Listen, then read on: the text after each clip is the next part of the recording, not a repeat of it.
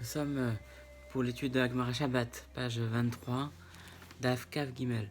Alors avant de commencer, puisqu'on est dans toutes ces sugyot, tous ces sujets qui concernent Hanouka, a priori on pourrait dire quel rapport avec Hanouka. J'ai lu dans le Ben Ishraï, l'explication du Ben Ishraï, Ben Yehoyada, quelque chose de très important. Il dit que à Hanouka on dit mitzvah ner ish ubeto, n'est-ce pas? On dit que à Hanouka il faut allumer donc ner une bougie, ish par personne et ubeto pour la maison. C'est quoi ner ish ubeto? Ner c'est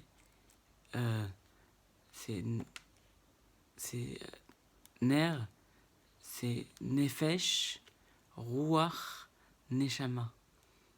Nefesh ruach ou nefesh neshama. C'est-à-dire que et beto donc c'est la maison et ish c'est que chacun. C'est-à-dire que chacun doit insuffler dans sa maison une étude de la Torah suffisante pour que dans sa maison, il mette de la spiritualité dans sa maison. Dans la période dans laquelle nous vivons, où on est confiné dans notre maison, c'est véritablement d'actualité. De plus, il y a aussi un autre enseignement que nous avons vu. À propos de Yosef, on dit Ve'abor reken bomaim. Le Ben Ishraï Kadosh, toujours lui, dit que c'est quoi Ve'abor reken bomaim? C'est l'individu. L'individu qui est vide de Torah, d'accord? Enbo maim, il n'a pas d'eau. Maim, l'eau, c'est la Torah. Ouais. S'il n'a pas d'eau, aval nechashim va kravim yeshbo. Il a les serpents et les scorpions qui sont les formes du Yetzer Hara, soit qui attaquent à chaud, comme les serpents, soit qui attaquent à froid, comme les scorpions. C'est-à-dire soit qui attaquent à chaud, dans le sens qu'ils font en sorte d'attiser les pulsions chez l'homme, soit qui attaquent à froid, c'est-à-dire qu'ils ralentissent les pulsions de l'étude chez la personne. Donc ça aussi, c'est un enseignement très important à titre d'introduction pour notre étude de la Gemara de Shabbat Kav Gimel. Alors, ensuite, donc on est arrivé donc, dernière ligne, Kav Bet Amun Bet, Tashma, viens écoute. Damar Rabbi Yoshua ben Levi dit, alors, si on avait une flamme, une bougie, qui était allumée, qui restait allumée, c'est-à-dire en fait une veilleuse, qui était restée allumée toute la journée. Alors, est-ce que à partir de Motzei Shabbat, on doit, donc pour l'allumage de la Hanoukia, en fait, toujours. Alors, on dit, est-ce qu'il doit l'éteindre et rallumer pour faire l'allumage de la Hanoukia à ce moment-là, ou bien il suffit simplement du fait que l'allumage fasse la mitzvah, la bougie est allumée, est-ce qu'il doit l'éteindre ou pas? Alors il dit il doit l'éteindre. Donc si maintenant on dit que c'est l'allumage qui fait la mitzvah, hein, on comprend très bien pourquoi il doit l'éteindre. Parce que c'est le fait de l'allumer qui va faire la mitzvah. Mais si tu dis que c'est la place qui fait la mitzvah, qui fait l'obligation, qui fait qu'on s'est acquitté de la mitzvah d'allumer la Hanoukia, alors donc la bougie est bien placée, d'accord? Donc maintenant, il n'aurait pas suffi de l'éteindre et de la rallumer, il aurait suffi de l'éteindre et de la replacer et de l'allumer. Mais on n'a pas dit qu'il fallait la replacer, on a dit qu'il fallait juste la rallumer. Donc c'est une preuve que c'est l'allumage qui fait la mitzvah. Deuxième chose, et encore une deuxième preuve, du fait que dans la bénédiction qu'on dit avant d'allumer, on dit qu'Hachem qui nous a ordonné d'allumer la bougie de Hanouka. Donc on voit bien que c'est l'allumage qui fait la mitzvah, et effectivement, c'est l'allumage qui fait la mitzvah, c'est une preuve nécessaire. Donc c'est le fait d'allumer la Hanoukia qui fait la mitzvah. Et donc c'est une preuve, on conclut sur ça. Alors maintenant qu'on a dit que c'est l'allumage qui fait la mitzvah, hein, alors à partir du moment où c'est quelqu'un qui ne pouvait pas allumer, comme un sourd-muet, une personne qui était inconsciente de ses actions, ou c'est-à-dire un choté, choté on le traduit souvent par un fou, mais quelqu'un qui était inconscient de ses actions, ou un mineur, alors si c'est lui qui a allumé, alors la mitzvah n'est pas accomplie. Mais si c'est une femme qui a allumé, c'est sûr que une femme a accompli la mitzvah, comme le Rabbi Yoshua ben Levi a dit, que les femmes ont l'obligation d'allumer la mitzvah parce qu'elles aussi étaient partie prenante du miracle. Rashi a deux explications, soit parce que du fait que le décret des Grecs était sur eux, puisqu'il y avait un droit de cuissage des empereurs grecs qui profitaient des femmes le jour de leur mariage, ou aussi du fait que le miracle est venu grâce à une femme, à Yehudit, qui a tué l'empereur Holoferne. Donc les femmes ont l'obligation d'allumer la Hanoukia, particulièrement à Hanouka, car elles étaient partie prenante du miracle. Rav Sheshet dit, maintenant quelqu'un qui est invité, donc il a l'obligation d'allumer la bougie de Hanouka. Rabbi Zera dit, au début, quand j'étais chez Rav, je m'associais avec une pièce en tant qu'invité. Mais ensuite, dès que je me suis marié, alors là, j'ai dit, c'est sûr que je n'ai plus besoin de donner la pièce. Pourquoi ? Parce que ma femme allume à la maison. Et c'est le cas lorsqu'un homme est en dehors de chez lui à Hanouka, il peut profiter de l'allumage de sa femme. Et c'est vrai, c'est écrit ainsi, même dans la Halacha. Rabbi Yoshua ben Levi dit, toutes les huiles sont bonnes pour la bougie de Hanouka, mais l'huile d'olive, c'est le must perfect, le plus parfait. C'est ce qu'il y a le mieux. Abaye dit au début, je cherchais de l'huile de choum choum, c'est de l'huile de graines de sésame, parce que on m'avait dit que c'était l'huile qui permettait de durer le plus. Mais ensuite, dès que j'ai entendu Rabbi Yoshua ben Levi, alors là, j'ai cherché l'huile d'olive. Il a dit aussi que celle qui éclaire le plus, c'est l'huile d'olive. Et Rabbi Yoshua ben Levi dit, toutes les huiles sont bonnes, même pour l'encre, mais l'huile d'olive, c'est la meilleure. Et on a posé la question, c'est quoi ? C'est pour le mélange ou est-ce que c'est pour le fait de faire le noir de l'encre ? Parce qu'on disait que c'est comme ça qu'on obtenait le noir de l'encre en le mettant dans des ustensiles en verre, etc. Et réponse, on enseigne le nom de Rav Shmuel Bar Zutra. Il dit toutes les huiles sont bonnes pour l'encre et l'huile d'olive c'est la meilleure, que ce soit pour le mélange de l'huile, que ce soit pour obtenir le noir de l'huile d'olive. Et Rav Shmuel Bar Zutra a enseigné ainsi même toutes les fumées sont bonnes pour l'encre, mais la fumée obtenue par l'huile d'olive c'est la meilleure. Ravuna dit tout ce qui est brûlé. Non, toutes les résines sont bonnes pour l'encre, mais la meilleure des résines, c'est la résine du prunier. C'est la résine qui est la meilleure des résines parmi toutes les résines. Le prunier, c'est ce qu'il dit Rashi en lahaz, en vieux français. Donc c'est la résine du prunier.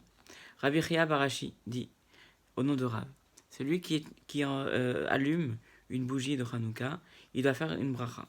Rabbi Meir dit, celui qui voit la bougie de Hanouka, il doit faire la bracha. Rabbi Yoda dit, le premier jour, celui qui voit la bracha, il fait 2 brachot, celui qui l'allume, il fait 3 brachot.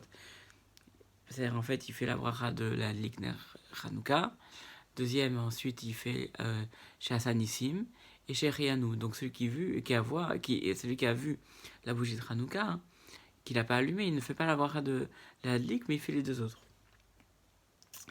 Les autres jours, ensuite, celui qui allume, il fait 2 brachot, celui qui voit, il ne fait qu'une seule. C'est-à-dire, celui qui voit, il fait que la bracha de Shassanissim. Celui maintenant, pour laquelle raison on diminue les bougies, les miracles, on diminue le temps aussi. En fait, on dit que alors que chaque jour il y avait un miracle particulier, il y avait un miracle nouveau, et c'est pour ça que on dit la Ligner Shel Hanouka. Pourquoi ? Parce qu'on dit on va allumer la bougie de Hanouka. C'est-à-dire que chaque jour on allume, dans le sens que chaque jour de Hanouka, au temps du Beth Amikdash, pourquoi on allume tous les jours? Il aurait fallu allumer seulement le premier jour. C'est parce qu'ils ont trouvé la fiole d'huile pour le premier jour qui a duré 7 jours. Il dit parce que chaque jour, en fait, il restait de l'huile et qui a duré en elle-même 8 jours. C'est-à-dire que tous les 8 jours sont les jours pendant lesquels le miracle a eu lieu. Et quelle est la bracha donc? Asher Klisha Nomota Vesenu, la Dlik Ner Shel Chanukah. Donc la bénédiction, c'est que Hachem nous a ordonné d'allumer la bougie de Chanukah. Et où est-ce que. Pourtant, on dit qu'il nous a ordonné, mais où est-ce qu'il nous a ordonné? Puisque la mitzvah d'allumer la Chanukah, c'est pas une mitzvah de la Torah, c'est une mitzvah des Chachamim. Ravia dit du fait qu'il y a marqué qu'il est écrit dans le livre de Dvarim, chapitre 17, Lot Assour, tu ne dois pas t'éloigner, tu ne dois pas te détourner de ce que les sages te disent. Donc si les sages l'ont dit, c'est comme si la Torah l'avait dit lui-même. L'avait dit, puisque c'est un passouk de la Torah qui nous dit que de ne pas détourner de la parole des sages. Rav Nechama a dit, pose la question à ton père et il te dira, et prends le conseil de tes anciens. Donc là aussi, tant que la Torah elle-même atteste que les sages qui ont pris la décision de faire la mitzvah d'allumer la Hanoukia, c'est une mitzvah qui a même été cautionnée par la Torah. Rav Amram objecte, il dit pourtant, voici qu'on a une braïta. On dit une braïta où on dit la chose suivante, le démail, c'est-à-dire une récolte dont on ne sait pas si le prélèvement a été fait, on peut faire le Hérouv avec. C'est quoi le Hérouv? C'est Hérouv Chatzerot, pas Hérouv Chatzerot. Hérouv Chatzerot ou Troumin, oui, c'est ça. C'est-à-dire en fait, c'est quoi Hérouv Chatzerot et Hérouv Troumin? Premier cas, c'est par exemple pour porter dans un immeuble. D'accord? Si on est plusieurs juifs à être dans un immeuble, il faut pouvoir s'associer autour d'une quantité de pain. Et grâce à cette quantité de pain qu'on aurait mis en association avec tous les habitants de l'immeuble, des juifs de l'immeuble, qui ont été acquis également par tous les autres habitants de l'immeuble, on peut porter dans cet immeuble. Alors, Eruv Troumin, c'est dans le cas, par exemple, où on sort des 2000 amotes, c'est-à-dire du kilomètre en dehors de la ville, on place là-bas une sorte de pique-nique avec du pain, et on place tous les 2000 amotes, tous les kilomètres, de sorte de prolonger la distance dans laquelle on peut porter en dehors de la ville. Donc ça s'appelle Eruv Troumin. Donc on peut faire avec cette récolte de mailles dont on ne sait pas si le prélèvement a été fait, parce que ça a été fait par quelqu'un qui n'est pas au courant de tous les prélèvements, on peut faire quand même Eruv Troumin. Parce que c'est été fait par les Rachamim. On peut faire aussi Shitoufé Mevot, se dire par exemple, si on est plusieurs personnes dans une impasse, dans plusieurs cours, on peut s'associer à plusieurs pour porter dans ce lieu. Ça ressemble un peu à Hérouv Chatzerot, mais c'est dans des rues particulières. On peut aussi faire la bracha dessus, bracha aussi les Reminaretz. On peut faire le zimoun sur cette pâte, sur ce pain. On peut même prélever la challah sans être habillé, dit la Braïta, parce que c'est une injonction des Chachamim, des sages. Et même, ou Ben Hashmashot, et même dans la période où on est après le coucher de soleil, période d'incertitude si c'est le jour ou la nuit, on peut faire toutes ces brachot-là, toutes ces bénédictions. Alors si tu dis que tout ce qui est rachamim, on a besoin d'une bracha. Hein. Comment tu peux dire qu'on peut faire une bracha alors qu'on n'est pas habillé? Puisque on a besoin d'être habillé, puisque c'est écrit dans le livre de Dvarim là-bas, chapitre 23, et tous les membres de ton campement seront saints. Et de là, on voit qu'il y a lieu d'être habillé au moment d'une bracha. Et il n'est pas habillé, c'est pas possible.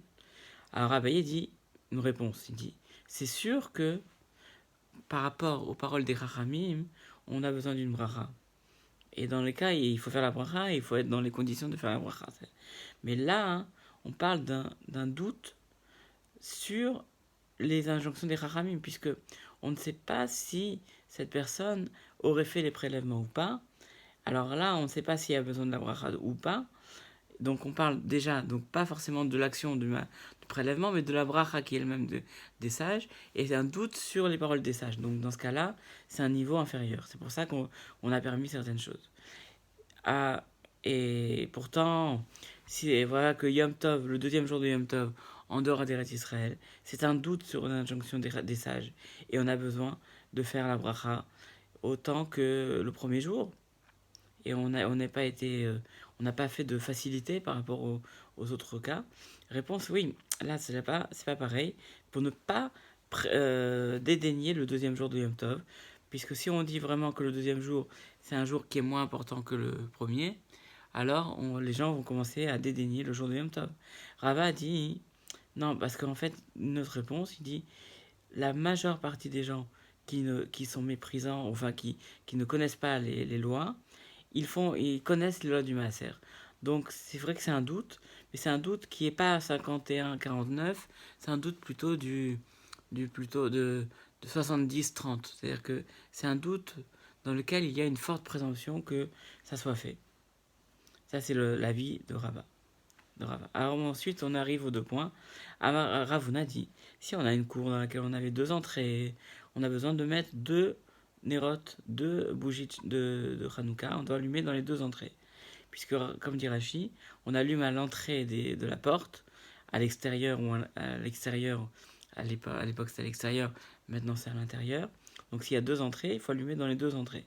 Rava dit, non, on a dit uniquement s'il y a des portes des 2 côtés. Mais si maintenant il y a des portes sur un seul côté de la maison, alors là, il n'y a pas besoin. Pour quelle raison? Si tu dis que c'est à cause du soupçon, parce que c'est quoi le soupçon? De quel soupçon on parle? Si c'est le soupçon des gens de l'extérieur qui vont croire qu'on n'a pas allumé, si on allume que d'un seul côté. Alors, même quand c'est d'un seul côté, on pourrait dire que on a deux cas. Peut-être que les gens ne vont voir qu'une seule entrée. Ils vont dire qu'il n'a pas allumé. Donc on devrait allumer même les 2 entrées du même côté. Et si maintenant tu crains par rapport aux gens de la ville, alors par rapport aux gens de la ville, il faudrait aussi allumer des 2 côtés. Alors en réponse, en fait, on parle d'un soupçon des gens de la ville. Pourquoi? Parce que certaines fois, ils peuvent passer d'un côté et ils peuvent passer d'un côté ou de l'autre côté de la maison. Et si maintenant ils passent d'un côté et qu'ils voient que c'est pas allumé, ils vont se dire, ils vont pas passer de l'autre côté pour vérifier qu'ils l'ont allumé de l'autre côté. Ils vont dire que puisque c'est pas allumé de ce côté, alors cette personne là, Chaz Shalom, peut-être qu'il l'a pas allumé du tout à les neurones de Hanouka, et donc ils vont penser du mal de lui. On dit ah mais pourtant d'où sait-on qu'il faut se méfier, il faut penser à ce que les gens ne pensent pas du mal de nous, du rachad, du soupçon. Pourquoi il faut s'intéresser aux soupçons, tenir compte de ça? Parce que c'est enseigné dans une braïta. Au nom de Rabbi Shimon, il dit, pour 4 choses, la Torah a dit qu'il faut mettre la PA dans le coin des champs. Par rapport au vol des pauvres, par rapport à l'annulation du travail des pauvres, on va revenir dessus, par rapport aux soupçons, et par rapport à l'interdit de l'otechalé, de ne pas terminer le champ. On va revenir donc en détail tout de suite. Par rapport au vol des pauvres, c'est-à-dire quoi? Parce que si on avait dit qu'on pouvait mettre, on pouvait laisser une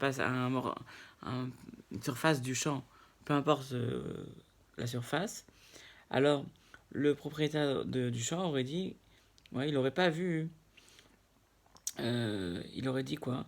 Il aurait dit que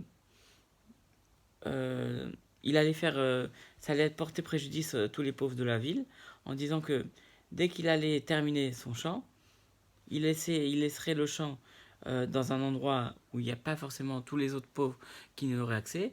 Il aurait donc facilité un pauvre par rapport à un autre en disant à un pauvre de venir prendre, et puis il y aurait des pauvres qui n'auraient jamais pu se servir dans les champs. Donc c'est pour ça qu'on a laissé dans les coins des champs pour que tous les pauvres aient la possibilité de venir le prendre.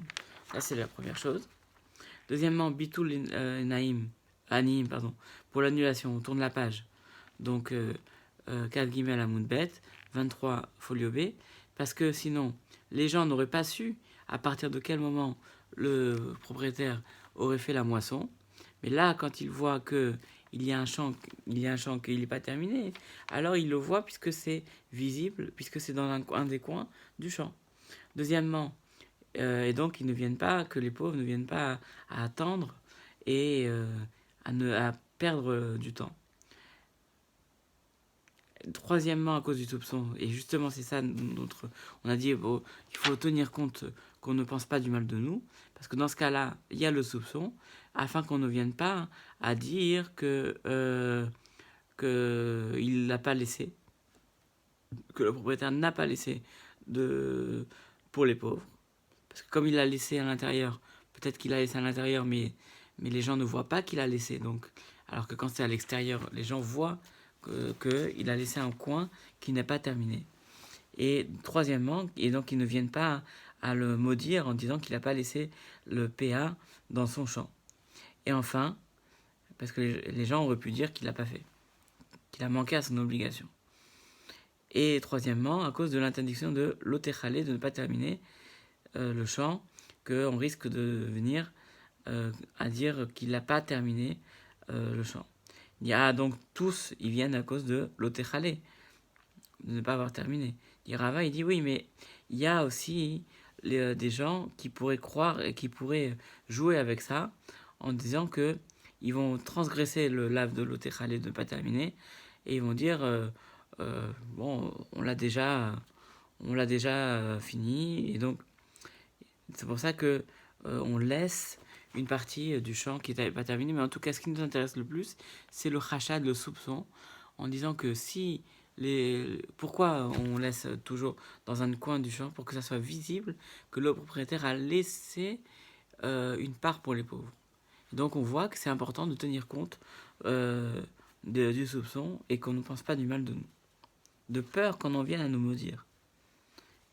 Alors nous, Rav Yitzhak dit, le fils de Redifa, par Redifa, il dit au nom de Ravuna, si on a une bougie avec 2 mèches, ça compte pour 2 personnes. Et donc, Rava il dit, donc à partir de ce moment-là, que si maintenant on a un plateau, on a laissé un grand récipient avec plusieurs huiles, avec de l'huile, avec plusieurs mèches, alors il faut un séparateur. Il faut un ustensile qui sépare les mèches, parce que pour que tout le monde puisse allumer, là on part dans l'optique que on fait la méhadrine, c'est-à-dire que chacun allume une bougie à Hanouka. C'est ce qu'on avait dit, qu'il y a 3 niveaux. Normalement, chacun il peut allumer une bougie la complète nuit 20, chaque famille. Ensuite, chacun il peut allumer. Et ensuite, méhadrine, c'est ce que nous faisons avec Beth Hillel. On monte chaque jour, au premier jour 1, deuxième jour 2, troisième jour 3. Et donc là, on est dans l'optique que chacun il allume une bougie. Donc, il faut un séparateur pour montrer que chaque bougie, chaque mèche est une bougie en tant que telle. Si on ne met pas de séparateur entre les mèches sur ce récipient, alors ça peut être vu comme une torche, et même pour une seule bougie, ça ne fonctionne pas. Parce qu'on a dit que la torche, ce n'est pas considéré que comme une bougie, et on n'aurait pas accompli la mitzvah de Hanouka, de l'allumage des nérodes de Hanouka, si on allume avec une torche. Rava, il dit, maintenant on arrive aux 2 points, encore. Rava dit, c'est évident pour moi que, donc on va arriver à des considérations que si on a le choix, par souci de financier, d'accord, que si on a le choix entre une bougie, la bougie de Shabbat et la bougie de Hanouka, c'est la bougie de Shabbat qui prédomine. Pourquoi? Mishum Shlom Beto. Parce que la bougie de Shabbat, elle est aussi allumée pour la paix à la maison, la paix avec sa femme, avec ses enfants. Parce qu'une maison sans lumière, c'est une maison qui n'est pas agréable pendant tout Shabbat, donc on risque de passer un mauvais Shabbat. Donc c'est pour ça qu'il faut toujours la bougie à la maison. Donc entre la bougie de Shabbat et la bougie de Hanouka, c'est la bougie de Shabbat qui prime. Ensuite, la bougie de Shabbat et le Kiddush. Si on a de l'argent uniquement pour acheter soit une bougie de Shabbat, soit le vin pour le Kiddush, il faut donner la priorité à la bougie de Shabbat. Parce que Shalom Bayit, pour la paix à la maison. Ensuite, on voit l'importance de la paix à la maison, par cela. Maintenant, la question qui se pose, dans le cas où on ne parle pas de la bougie de Shabbat, on parle de la bougie de Hanouka et le Kiddush. Quelqu'un il a de l'argent uniquement pour la bougie de Hanouka, ou alors pour acheter le vin pour le Kiddush, ou le jus de raisin pour le Kiddush. Quel est le din? Qu'est-ce qu'il doit faire? Il dit, c'est sûr que... Alors, la question c'est, est-ce que le fait que le Kiddush, il va prédominer parce qu'il est plus habituel, parce que c'est toutes les semaines qu'il fait le Kiddush, ou bien Hanouka, l'allumage de Hanouka, ça va prédominer parce qu'il y a la diffusion du miracle. Et après, finalement, il a répondu à sa réponse, et à sa question, il a trouvé la réponse. Il a dit, c'est la bougie de Hanouka qui prédomine, parce que à Hanouka, il y a la diffusion du miracle. On voit à quel point c'est important d'allumer les bougies de Hanouka pendant Hanouka pour la diffusion du miracle. Ravuna dit, maintenant on va arriver dans un passage très particulier et très beau, très intéressant, parce que ça va nous donner beaucoup de bénédictions. Il dit, Ravuna dit, celui qui a l'habitude d'allumer la bougie de Hanouka, alors il est sûr d'avoir des enfants qui seront des sages en Torah. Et déjà qu'il aura des enfants, des garçons. Et qu'il aura des garçons qui seront sages en Torah. Maintenant, celui qui fait attention à la mezouza, il va mériter d'avoir une belle maison. Celui qui fait attention au tzitzit, il va mériter d'avoir des beaux habits. Celui qui fait attention au kiddush, de faire bien le kiddush, le Shabbat, il va mériter d'avoir beaucoup de tonneaux de vin. Donc il aura aussi une grande richesse. Puisque le vin, celui qui a des tonneaux de vin, c'est quelqu'un qui a beaucoup d'argent aussi. Et Ravuna, il avait l'habitude aussi de passer et de repasser devant la maison de Ravavin, qui était un menuisier. Il a vu qu'il avait beaucoup de bougies. Donc il avait l'habitude d'allumer beaucoup de bougies. Il a dit, de cette maison-là, sortiront deux grands sages en Torah. Et effectivement, il a eu raison, puisque ils sont sortis de cette maison Rav Haïdi Baravin et Rav Yechia Baravin.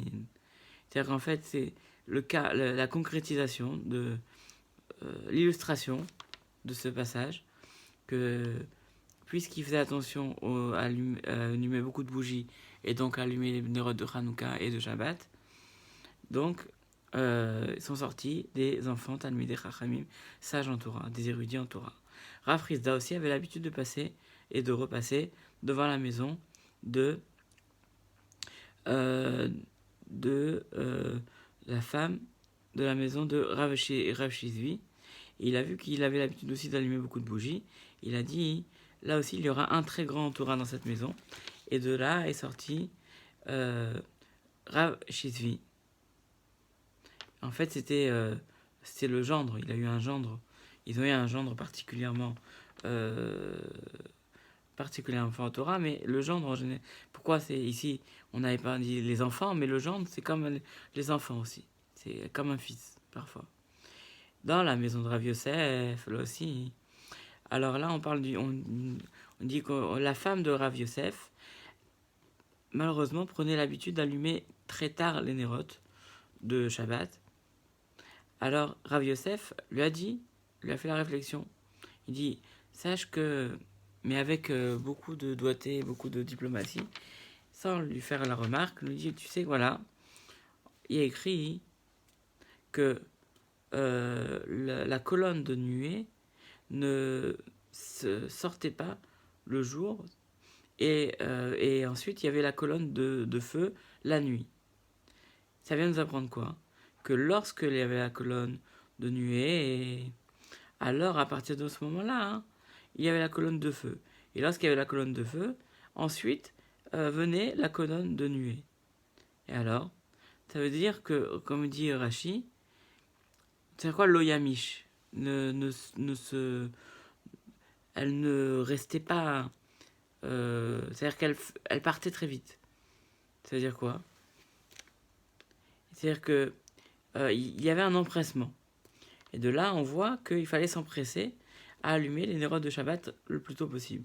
Alors, elle a compris l'allusion, et donc, elle a dit à son grand-père, elle a dit qu'elle allait le faire. Mais ensuite, euh, euh, on a enseigné, attention, à condition de ne pas l'allumer trop tôt ou trop tard. C'est-à-dire, bien sûr, il faut l'allumer trop tôt, mais pas trop tôt, ni trop tard. Et c'est pour ça que, par exemple, les nérodes de Shabbat, on les allume pas avant le Plag HaMincha. Rava a dit, celui qui aime les sages en Torah, alors il aura beaucoup d'enfants des sages. Celui qui respecte beaucoup les sages, il aura des gendres qui seront des sages en Torah. Celui qui craint les sages en Torah, lui-même, même s'il n'a pas forcément la connaissance pour être grand sage en Torah, malgré tout, tous ces enseignements seront considérés par les gens comme si ça avait été dit par des sages en Torah. Alors après, on a dit, dernier point, on a dit dans la Mishnah qu'on n'a pas le droit de l'allumer avec de l'huile brûlée. C'est quoi cette huile brûlée? Rabba dit, c'est de l'huile de la trouma qui a été impurifiée, donc qui est vouée à être brûlée. Ah, pourquoi on l'appelle de l'huile brûlée? Parce qu'en fait, elle était destinée à être brûlée. Et donc, c'était Shabbat. Alors, pour quelle raison on l'allume pas alors? Puisqu'elle est destinée à être brûlée. Alors, puisque c'est une mitzvah de la brûler, on n'a qu'à la brûler pendant Shabbat, et puis on fait une pierre de coups, et on l'utilise pour la nérode de Shabbat. Non, réponse, c'est un décret de peur qu'on en vienne à faire pencher l'huile, puisque en fait, comme on va vouloir la brûler, alors on risque de la pencher, et donc de risquer un incendie. Abaye dit non, mais si c'est comme ça, alors même à Yom Tov, ça serait permis, parce que Yom Tov, on a le droit, hein, d'utiliser le feu. Mais, donc, chez Mayaté, certains disent que c'est de peur qu'on en vienne à l'incendie, ou c'est de peur qu'on en vienne à utiliser le feu. Que ça devienne à utiliser le feu pour que ça devienne que ça brûle plus vite. Alors, si c'est pour que ça brûle plus vite, Yom Tov, on a le droit d'utiliser le feu. Et pourtant, donc ça devrait être permis. Pourtant, on a une Mishnah, on dit qu'on n'a pas le droit d'utiliser cette huile brûlée pendant Yom Tov. Réponse, Xéra, c'est un décret de peur on permette, on dise Yom Tov, et ensuite on en vienne à allumer pendant Shabbat en ne faisant pas la distinction entre Yom Tov et Shabbat. Rav Chazda dit, les Shemayaté, non, on ne craint pas le problème de pencher la bougie, parce qu'on va dire qu'il ne va pas en venir jusqu'à là, mais en fait on parle d'ici de Yom Tov qui est tombé Shabbat, qui est tombé veille de Shabbat, et donc l'entrée de Shabbat, on a dit que Shabbat on n'a pas le droit. Et du fait qu'on ne peut pas brûler des kodashim, des choses saintes comme la trouma, pendant Yom Tov. Ah, pourtant, et justement, c'est enseigné à la fin. On a dit on n'a pas le droit d'allumer de l'huile brûlée pendant Yom Tov. C'est-à-dire que le début, on parle pas de Yom Tov. Rabbi Chaina a dit, de Soura, il dit justement, pour quelle raison là-bas on a parlé, on a donné la raison. Il dit, pour quelle raison on a dit qu'on ne peut pas allumer de l'huile pendant Yom Tov? Parce qu'on n'a pas le droit de brûler des kodashim pendant Yom Tov. Et on enseigne justement dans le même sens, comme Rav Rizda, que tout ce qui a été dit, qu'on n'a pas le droit d'allumer pendant Shabbat, on peut allumer. Toutes les huiles qu'on ne peut pas utiliser pendant Shabbat, on peut les allumer pendant Yom Tov. C'est la raison pour laquelle aussi, quand Yom Tov tombe Shabbat, on ne fait pas la Mishnah de Babé Madlikin, parce que certaines huiles, d'habitude on peut pas allumer, pas allumer pendant Shabbat, mais on peut utiliser Yom Tov. En passant, on dit ça. Mais par contre, à Yom Tov, on a employé toutes les huiles, sauf cette huile brûlée de tréfa, de trouma, cette huile brûlée de la trouma qui a été impurifiée, car on n'a pas le droit de brûler des kodashim pendant Yom Tov. Voilà, on s'arrête là pour le traité Shabbat, l'étude de Gemara, Shabbat, page 23. Je vous souhaite merci de nous avoir suivis et je vous donne rendez-vous demain pour l'étude de la Gemara Shabbat, page Kavdalet.